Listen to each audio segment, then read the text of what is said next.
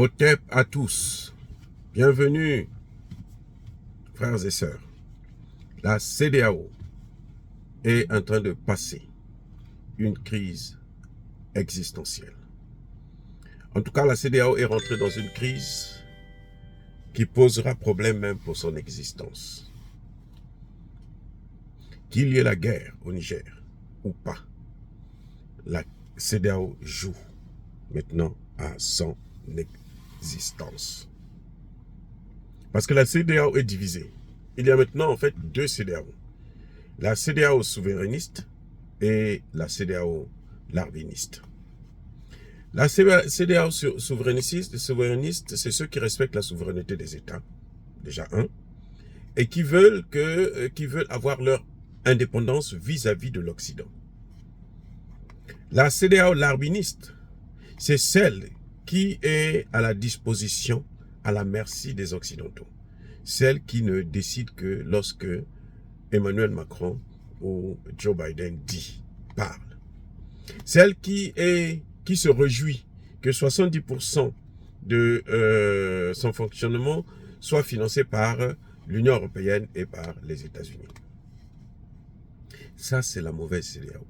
Et ce sont ces deux CEDEAO qui sont en conflit. Qu'est-ce qui va se passer? Ce sera dur, après cette crise, cette affaire de Bazoum, que la CEDEAO puisse se relever. Ce sera dur, même s'ils font la guerre. Et de toutes les façons, ce n'est pas par la guerre qu'ils peuvent régler le problème de la démocratie au Niger. Le Niger est tellement vaste,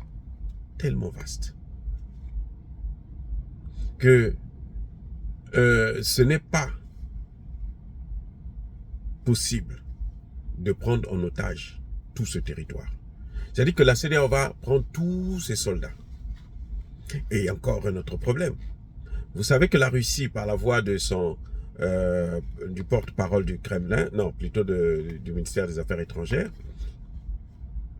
a bien précisé qu'il ne devrait pas avoir ingérence dans les affaires intérieures d'un État. Comme je vous ai toujours dit, moi je soutiens la thèse qu'il y a ingérence dans cette affaire-là et que ce n'est pas normal pour la CEDEAO. La CEDEAO n'est pas un État supranational. Ce n'est pas un État en tant que tel qui est au-dessus de tous les États qui sont membres. Et un État membre n'a pas le droit de déclarer la guerre à un autre État membre. Donc on va directement vers la mort de la CEDEAO. Et on va faire de l'Afrique de l'Ouest un terrain de combat entre l'OTAN et la Russie, entre l'OTAN et l'Iran. Vous savez qu'au Niger, il y a maintenant le pétrole. Le Niger, depuis 2011, est un pays pétrolier. La France n'a pas l'argent pour exploiter ce pétrole-là. Et la France ne veut pas que le Niger puisse exploiter ce pétrole-là.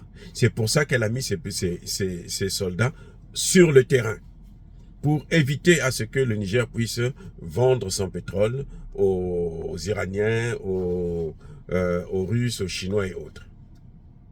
Voyez à quel point la France est un pays maudit.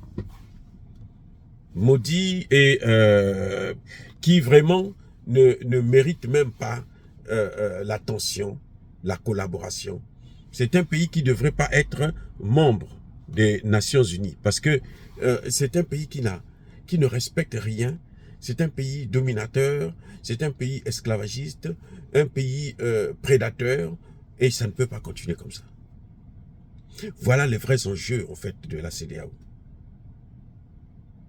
Voilà les vrais problèmes.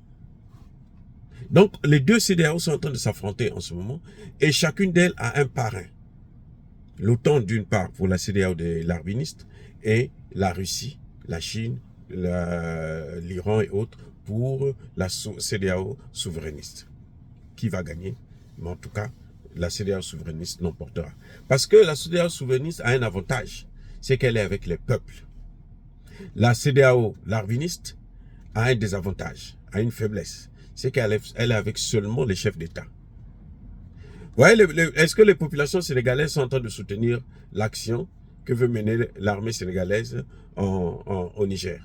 Eux, ils sont concentrés pour l'avenir de Sonko.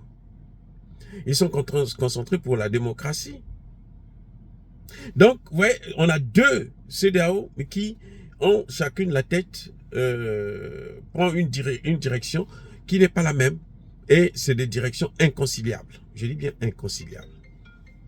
Dire cela, c'est inciter à la haine ou à la violence. Non. Il y a ma colère, il y a ma lèvre.